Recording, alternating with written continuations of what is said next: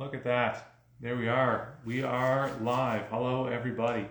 Happy holidays. I hope everyone had a fantastic holiday. I know I did. Thank you for asking. The holidays is a great time to kind of rest and refit. We spent a lot of time on our year traveling and working, biking and whatnot. And I think that the holidays is a great opportunity to kind of put some coins back in that family bank. So I hope that all of you got some time to do that and are ready to get back after it in 2025. I know I am. I'm stoked. And I'm stoked about tonight. Tonight we have someone that I've been really looking forward to getting on the show, Sarah Bulford from Mountain Darling on Instagram. So let's give her a call and see if she picks up. I need the elevator music. There she is. Oh, Oh, you're in reverse. almost. There we go. There you are. Let me turn up the volume. Can you hear me okay? Yeah. Let me adjust this a little. Awesome. There we go. Hi, Sarah. How are you? I'm doing good. How are you? I'm fantastic. Thank you. Thank you. First question, right out of the gate, probably the most important question. Did Santa Claus find you? Yes, Santa Claus did find me.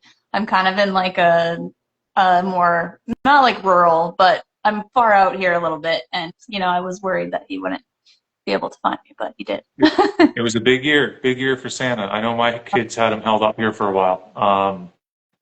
Yeah, I got a new tire. Did Santa bring you like a new bike or bike parts?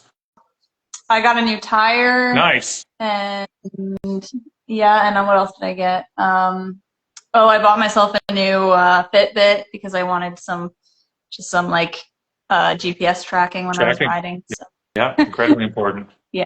Awesome. Good. I hope you had a fantastic holiday. I couldn't be more excited to chat with you tonight. Thank you so much for taking the time to be here. I'm going to try not to take up too much of your time. We'll smash through a bunch of questions. But first, for anyone that's watching or going to watch this, just a quick description of what we're doing here. This series is called Inside the Squat Rack. I am literally inside my squat rack right now. And it's a series of chats that I've been running over the winter months.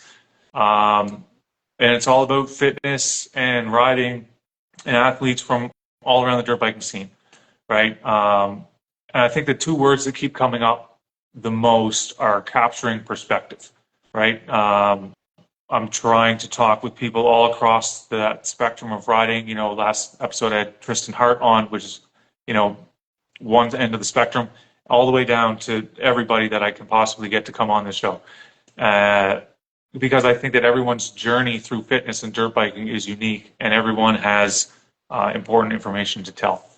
I'm a professional fitness coach specifically for dirt bikers, and I have a long history of athletics myself. I've been coaching professionally since 2020, but I'd love to hear everybody else's take on it as well. So that's why I'm really excited to have you on. You are the first of a extensive list of females, which I'm really excited about to chat with. So let's get into that. Just to start off, can you give everyone a bit of a snapshot of kind of what you're all about? You've got a pretty tremendous following. You create some really cool content. You do a ton of great dirt biking. Give us a little kind of snapshot about what you're all up to. Well, when I first started my Instagram, I was not dirt biking. I was a park ranger, and I was hiking and exploring all the mountains in BC. So I've done like a wide range of sports and usually gone like pretty headfirst into all of them. I spent a lot of time skiing, a lot of time rock climbing, like too much time rock. So I kind of grew like a bit of an outdoor following there. Right. And yeah, so lots of different training for all of those sports. And then when I was a kid, I used to ride dirt bikes with some friends, and I was like, I always want to get back into that. So this is just my 5th season getting into like back into dirt biking, but I went obviously like, yeah, head first and as hard as I could, as many days a week as I can. And yeah, then I built kind of like a whole other layer, and I still have some people that have stuck around on my page from the climbing days. And I mean, I'm still a skier. I don't rock climb anymore. Like I don't probably never will ever Right. again, but I do ski still. I still do lots of skiing. But it's cool. Yeah, I have like an overlap of the outdoor community, which is really cool because I get a little bit of everything in there. That's amazing. That's amazing. It's good to spread out activities, you know, and do as many different things as you can and gain that experience from all of that. I'm really excited to hear that. People love you. Like everywhere, everyone that I know knows you and follows you, and you create some really cool shit, and everyone loves it. Like it's all positive. That's really cool. How old are you? If for an awkward question. I'm 32. 32. Okay. And when did you start dirt biking? Other than you said 5 years ago, but when you were a kid, when was that? I was probably like 15 or 16. Okay. Yeah, it was in like just moving into high school. I had a friend one of my closest friends, and she did a lot of dirt biking, but I just remember crashing a lot and being like, this is really fun, but like really hard. And Yeah. obviously like getting back into it Yeah. as like an adult is Right. like, oh, the crashes hurt more, and like you need to take care of your body. Ideally. Yeah. Okay. What do you, what would you remember as your first exposure to fitness, whether that was going to a gym or sports, or really any time that the first couple of times that you can remember like sweating and working hard towards something? Well, I did a lot of sports as a kid, so I played soccer, and I remember training a lot for soccer, and I was really like I loved PE. My dad like always had me up. I was like would always just be really into sprinting. So my dad would be like, she can sprint faster than all the boys. So he would like whenever my brothers had friends over, we would just have races and like sprint around the yard. I can't run like that obviously Right. anymore. Are you, That's yeah. are you the youngest sibling of boy brothers? I have 4 older brothers and then a younger sister. So I'm kind of like eldest girl, Right. but second oldest. You, Yeah. okay, so you probably grew up tough with 4 older brothers. Yeah. You mentioned your parents. Were they into athletics? Yeah, my dad, my mom's definitely more of kind of like a like Pilates kind of like dancer type. My dad was like, yeah, doing like backflips on mountain bikes, and he rode Really? motocross. And yeah, my dad sadly broke his back like when he was in his 30s, so he kind of like never really recovered well from that. So he didn't later in life he didn't do a lot of sports, but like his early days he was like an evil Knievel kind of. So Really? I'm like, oh, that's probably where I get the motivation to like try hard at sports, is because my dad was like, yeah, crushing it. He has some pretty crazy pictures. I bet. I would love to see them. There's and those old school guys and girls Yeah. is really like influential and can really motivate when you see the various generations of family members doing that. Can really drive your passion as well. Mm-hmm. Would you say you were mostly drawn to like fitness and exercise, or was it something that you kind of struggled against or resisted at first? I think like all the things that I liked doing, I always knew like early on that there was going to be a fitness component. Like I did a little bit of dance with soccer, with like other sports that I liked, getting into running or climbing or whatever. I always knew that like there was going to be background work because it's just kind of like part of the culture. Mm-hmm. So I don't know. I don't think I ever really resisted it. I think like getting like learning what works for you and getting into routines and stuff can be a little bit frustrating when especially if you're like switching disciplines and trying different sports. But I've always liked having, like, I know it feels good in my brain, so I've always liked having fitness as like an outlet for my happiness. That's a really good point. Fitness has so many different aspects of what it brings to people. And of course, it's different from person to person. Some people like that kind of mental outlet piece.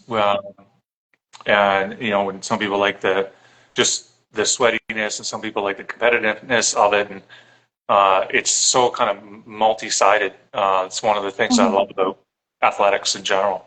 Yeah. It has a tremendous amount to offer. Um, what like genres or styles of workouts or exercise are you doing right now? Is it like heavy cardio, you hitting the weights, doing CrossFit, Pilates? Like, what's your thing now?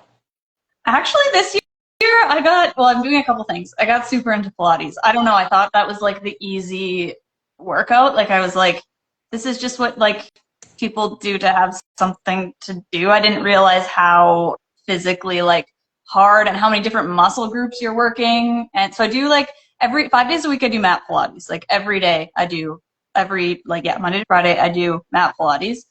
And then I usually have one like weightlifting day or sometimes two at the gym, but it depends. I do like a lot of trail work. We have some pretty big storms here in the winter, so that's like hiking with a chainsaw, Right. carrying stuff, moving rocks and wood. And like if I'm doing that throughout the week or on the weekend, then usually I'm like skipping the gym day because I'm like actually need a day to repair.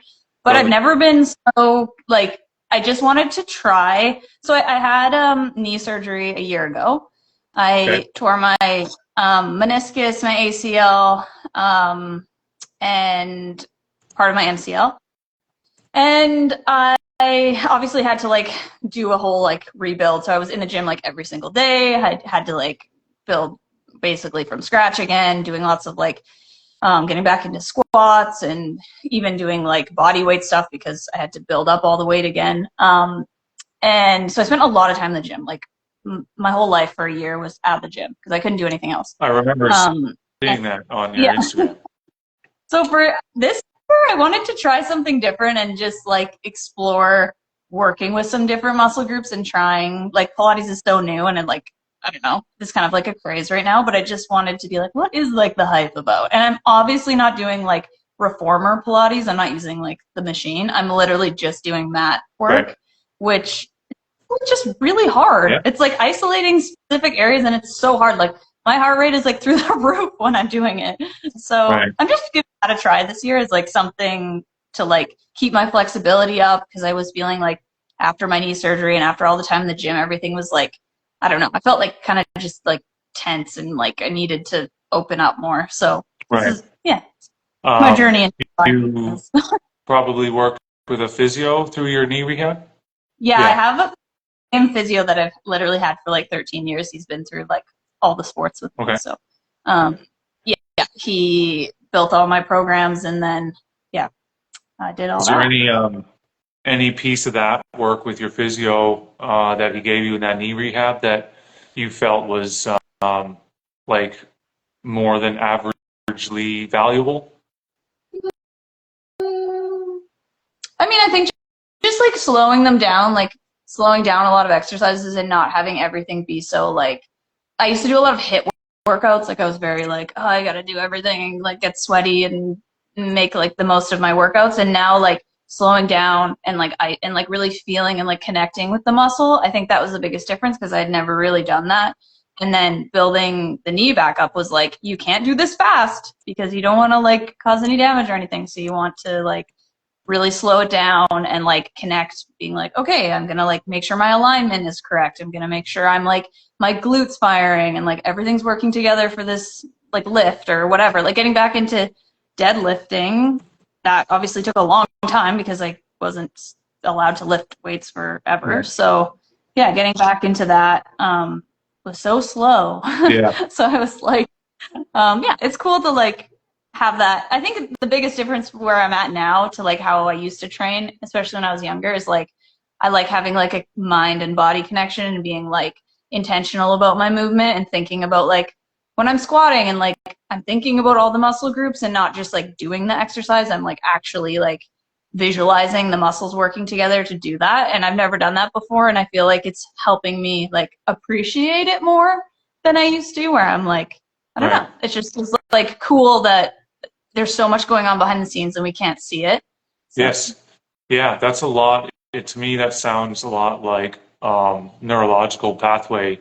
training, which Yeah. with my clients, I work a lot with that. It's like um, one of the biggest references I use is like trying to throw a ball with your wrong hand.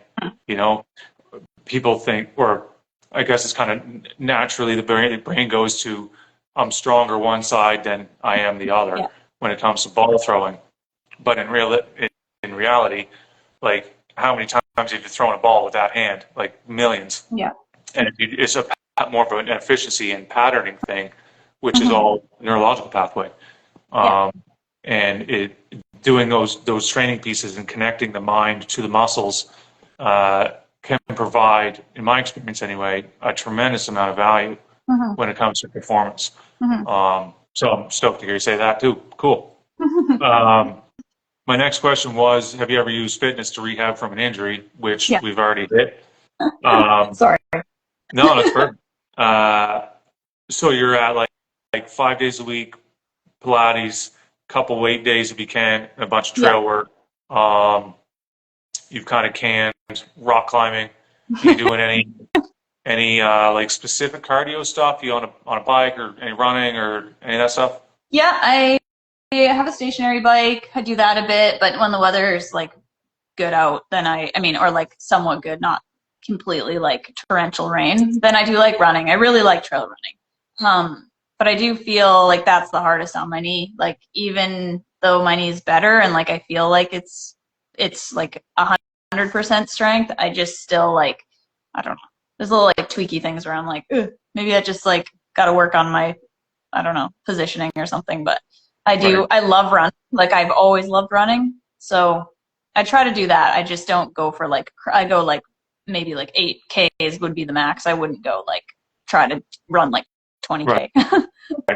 I do lots Like of kind of keep it under an hour hiking. kind of thing. Yeah, I do lots of Yeah. hiking. I just swim a bit, but I don't really like swimming. I like cold plunging. That's not cardio, Yeah, but love the cold plunging. It's cold plunge season. This is yeah, this is it is. I'm just a waiting good friend of for mine it to get cold enough. calls it free therapy right Yeah, now in the winter. It's free therapy because you don't have to buy ice for your cold plunge. yeah, Or at least we yeah. Where don't. I'm I on the am, East Coast. It's frozen. yeah, yeah. You don't need it, but here we haven't had anything below zero yet. What? So, yeah, Oh man, it has not been below zero where I am. my So it has for my us. ice plunge tub is frozen like a So rock right lucky. now all the way So through. lucky. So I go in the ocean, which is Yeah, actually quite a bit warmer. Salt water is warmer than fresh water, but it still does the trick for therapy. yeah, yeah. I Uh, go in the ocean for sure. how many hours a week would you say you're on your dirt bike? Mm, right now, because the weather is actually really crappy, probably like I try to get out once during the week and then both days on the weekend. So probably like maybe like 10 hours a week if I can. Like that's max maybe. Hmm. But in like when the weather's better, like as soon as like March rolls around, I'll probably be like 3 days during the week when the days are longer, and then on the weekend. Um, Sick. yeah, yeah.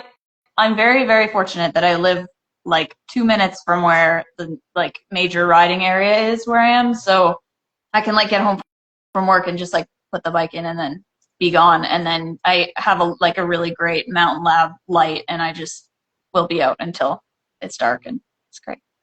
Do you find that your fitness routine changes throughout your ride season? Yeah, for sure. I actually had a mechanic once who was like, I was telling him like, oh, I got to go to the gym, and it was in the summer, and he was like, why would you go to the gym and not just ride your bike? And I was like, oh yeah, I mean that's a good point. It's hard work and it's very physical, but I usually like I think I'm gonna keep if I am like seeing some good like just feeling good from the Pilates, I'll probably keep doing that throughout the summer, and just slow down a little bit on some of like the cardio days. But yeah, I definitely slow down my training a bit because I'm usually tired Right. from riding. But I still try to do like yeah some like definitely lots of stretching, lots of rolling, lots of like lower impact activities that keep like those muscle groups Yeah. happy. Yeah. Usually for my racers that I'm training, right now is my busy season from like no basically like October to April. Hmm.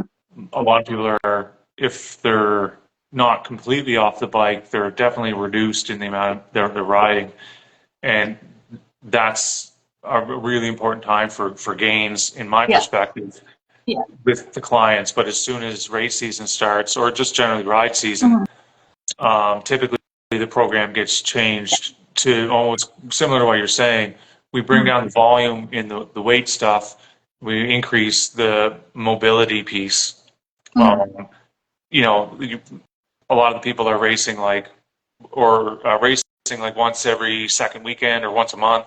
So Hmm. the workouts kind of scale up Yeah. towards it and then taper down into it, and vice versa. There's definitely a lot more mobility happening in Yeah. the summer than in the winter, just because we're trying to maximize the efficiency of your workouts in the wintertime to Hmm. get those adaptations we're looking for. Yeah, definitely. Like I don't like having like sore Right. legs from like a leg day and then going and trying to ride for like 5 hours and being like, I'm so tired from the gym. Right. I don't want to be tired. Yeah. I don't know. But Um, I feel like I have a good balance in the summer. awesome. Um, what would you say? We're going to get personal here. That's Okay. okay. Uh, you know, I've said to you in messages, and most people know me anyway. I work with a lot of women. Mhm. Over half my clients are women, and I love working with women. Mhm. I personally think that women work harder than men, uh, at least the ones that I see, which is fantastic. Mhm. Um, but things need to be done differently for women. Mhm. And I'm really excited to have you on the show. And like I said, I have a few more women lined up after this as well, because I really appreciate your perspective. What's your take on, first of all, just athletics in general for women in dirt biking? How important do you think it is for women to be into exercise if they're dirt biking? um, like massively important, not only for like injury prevention, but for like advancing in the sport. Because if you're not feeling strong, you're maybe not going to perform as well as you want to perform. Especially, when we're all learning, we drop our bike and we have to turn it around and we have to do things that like require us to lift up heavy machines. And if you're not training, cross training for the sport, you're going to hurt yourself. It's just going to happen. And I've been there. Like I remember when I started riding enduro, I was like, oh, this is like easy peasy. You're on like a motorized machine, you just go. And then you don't realize how much you're moving and pushing things. And even if you're like helping a friend get up a hill or something, like Right. you can hurt yourself. So it's definitely like if you're gonna do it, even if you're a casual rider, like you should have a routine and have a way of taking care of your body so that you feel like you're going into it prepared. Yeah, absolutely. I think um, no one, no matter who you are, you don't want to, whenever you go out on the ride, you don't ever want to be like the person that's sucking wind in the back, you know? Yeah. Um, and, uh, and that goes for everybody, Yeah. and I think that women have a different battle to fight than Mhm. men do. And have pros and cons, and so do women. And my programming for all my clients is Mhm. specific to them. Yeah. And I see those differences, Mhm. but it's nice to hear it from you as well. Um, is there any specific exercises that you would say are important to women to be doing like continually to assist the dirt bike? I mean, I try to focus on like I think sometimes in some cases women focus a lot on like the lower body when we're exercising just because like we do have a lot of power there and we get into running or squatting and all that stuff. But I think making sure your back is strong and like your shoulders are strong is not always something that like women gravitate towards because it's kind of like the bulk and people like don't I don't Right. know, in like there's a stigma around women being strong and looking strong in a lot of, Sure. a lot of society. So it's just breaking down that and knowing that, yeah, if you want to, be strong and your muscles are going to stand out and like, that's Yeah. just how it works.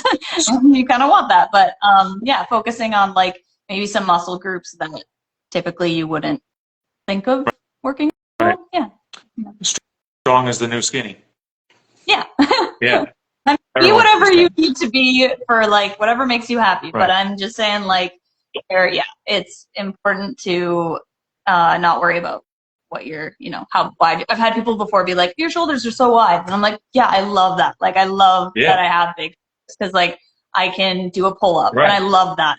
It's awesome, no matter who you are, to see what the body can do, Yeah. and see what you can achieve, and to get rid of those kind of mindsets of I should be doing this or I should be doing that for really dumb reasons, Yeah.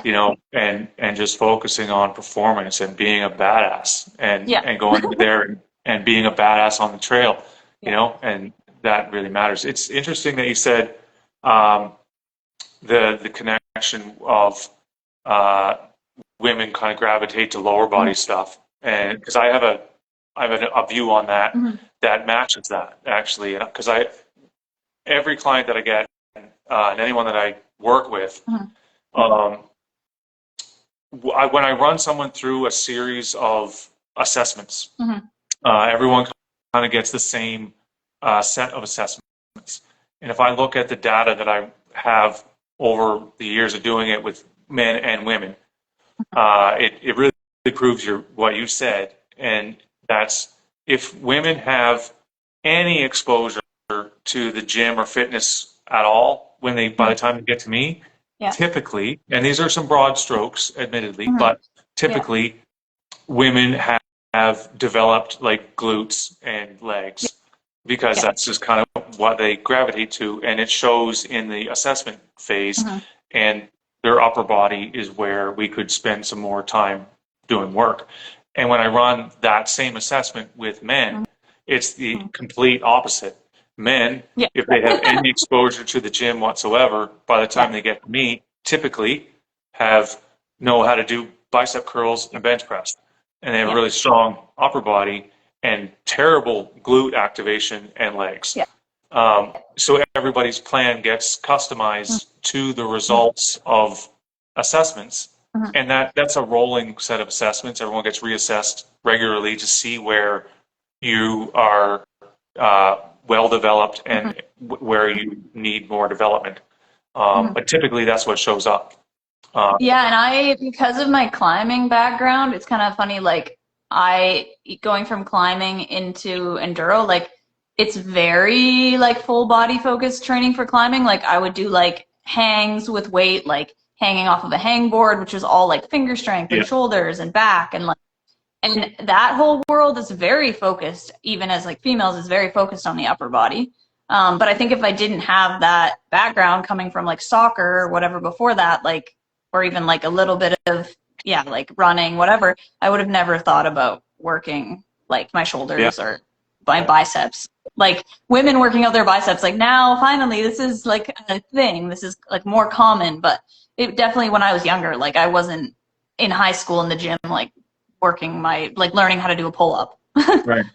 But yeah, no, it's great to try to influence others to go down those roads, and get away from those mindsets that are just kind of, I think a lot of old school mindsets are unbearable, really.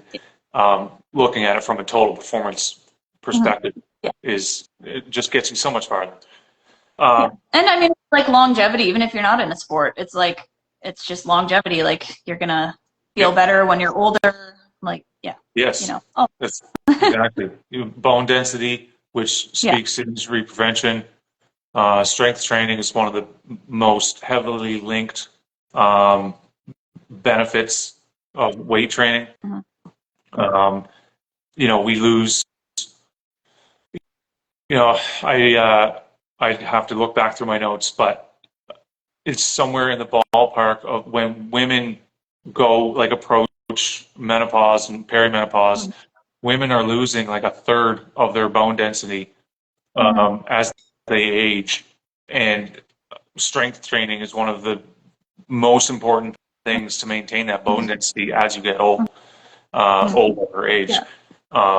And it's similar for men too, but it shows a little differently in women. What would you say, or what's your take on the relationship between performance, whether that's in the gym or on the bike, and the menstrual cycle with women?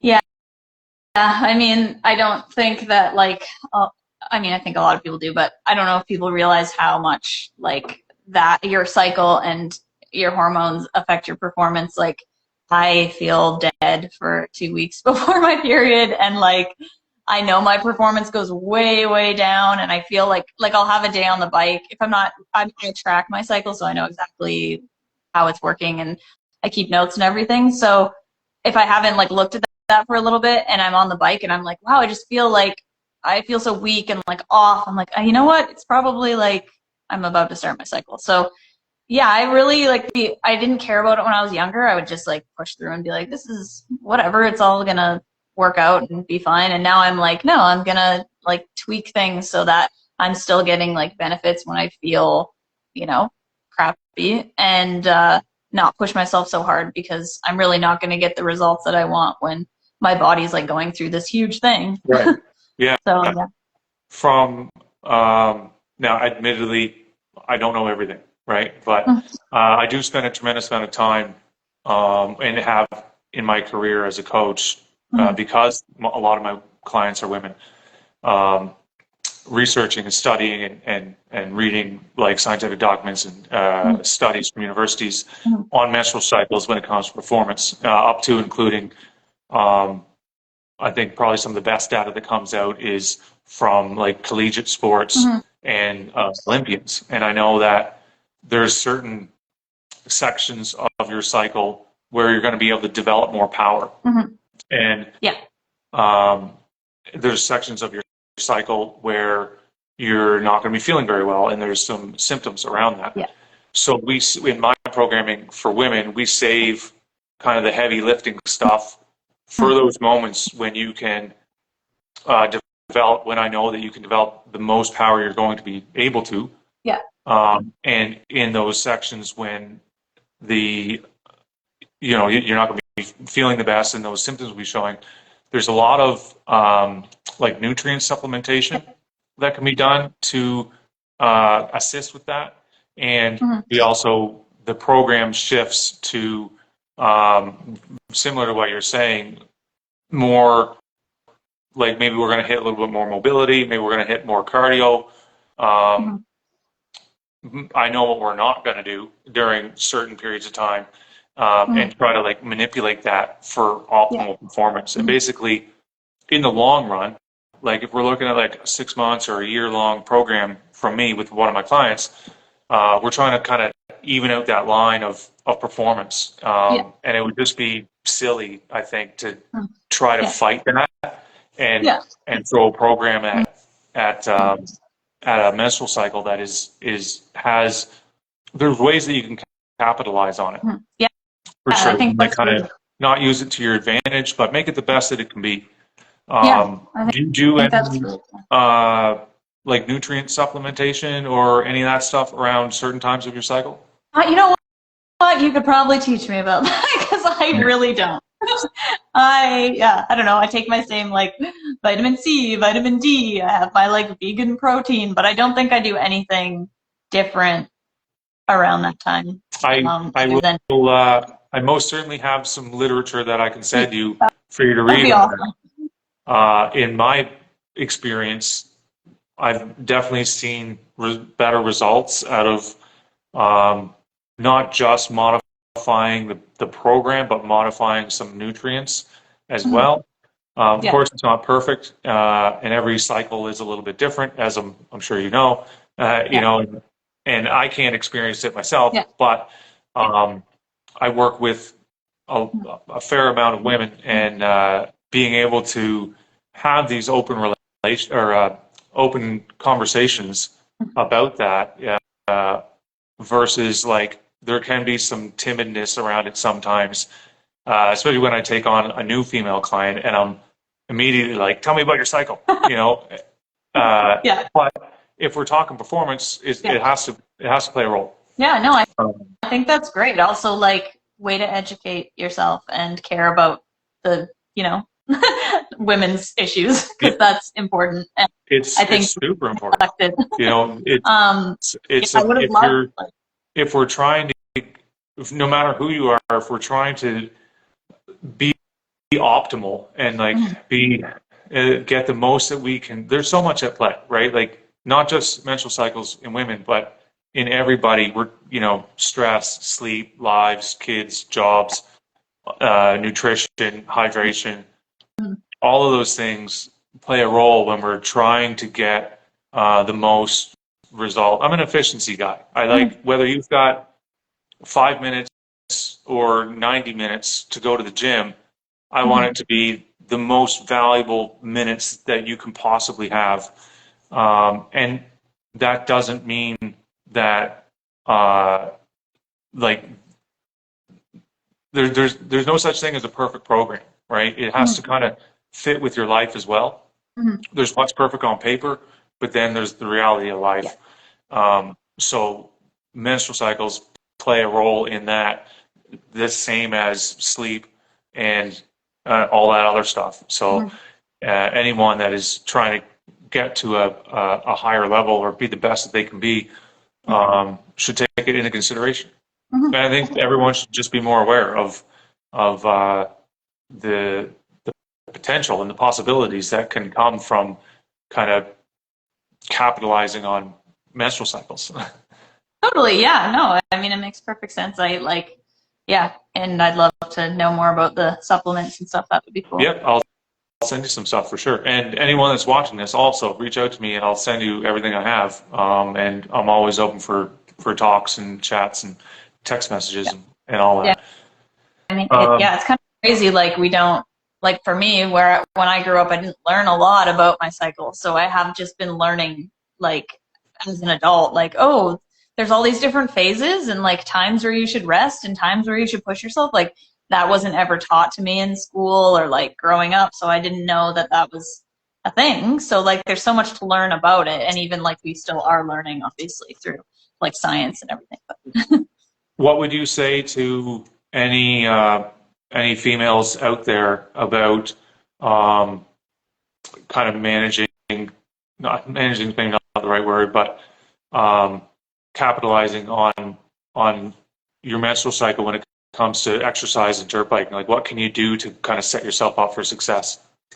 I think starting with tracking your period, there's some really great tracking apps. Like, I use one called Flow, and I can see like it predicts when I'm in those different phases, and so I can kind of plan around that a little bit. Be like, okay, this is when I'm gonna, like, you know, be pushing myself. This is when I'm going to be resting. Here's where, like, and obviously none of that is perfect and everyone's cycles are different, but it does over time. Like, I've been using that app for like 3 or 4 years. So it is pretty good at predicting now pretty much the exact day that it's going to happen. So yeah, I just think like being more aware of how your cycle works, and you can even like record your temperature, you can record your heart rate, you can have kind of more of that data, and then you can see when is like the optimal time to be pushing yourself. And yeah, I just think starting with like getting to know yourself is getting to know your own cycle is like the first step. Yeah, totally.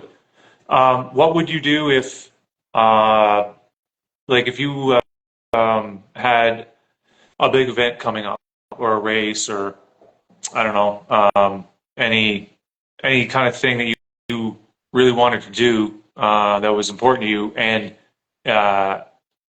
maybe it was falling in a less than ideal time in your cycle? What would you do in that situation? Like if there was like something 2 weeks from now that you like, I mean, a race or something. That always happens. I think I just do as much as I can to like prep beforehand. So like make sure that I'm like staying hydrated and getting a good night's sleep, and like making sure like my nutrition's been good and I'm getting like nutrients from my food, and Yeah, I think just like preparing yourself in all the ways that you can. And then also like, cause I mean, sometimes I can like smash a Red Bull and go ride for like 5 hours and have a granola bar. And then other, which obviously is, I don't recommend doing No. that, but I maybe did that on Not Sunday. recommended. Don't recommend it. It's not good, but I do. I'm like a sucker for Red Bull. I don't drink it all the time, but I like once in a while. I just love it. Anyway, don't do that. But yeah. But then other times it's like if I know I'm gonna be low energy, I need to make sure that like I'm covering all my bases before I go out. And yeah. Right. Awesome. What would you think? What would you say is the biggest lesson fitness has taught you, or something you've taken away from fitness over your whole life of athletics? Um. Well, there's kind of like two sides to it. One would be like I don't think I fully understood how important that like the connection between injury prevention and fitness and like how those are so important and how like you need both of those things. Like I didn't think as much about how injuries would impact me because when I was young, I think I just got away with not getting hurt very much. Like I just Right. wasn't a kid that got hurt. I just like didn't get hurt. I could like huck myself off something and I just would bounce. And so, yeah, I think just like having a more of an understanding for how those play a role together. And if you feel good and you're on the bike, chances are like you're also going to recover quicker if you do get injured. Like if your fitness levels are there and then you end up, blowing your knee out, it's not like you're just completely starting from scratch. You already have like the basis. You're able to like get back into it. You know what you're doing. Right. And then another part of it is like as I get older and my relationship with fitness has changed. Like obviously, like I'm a woman and I grew up in a similar time where like body image is a big thing. So as I've gotten older, I'm more into like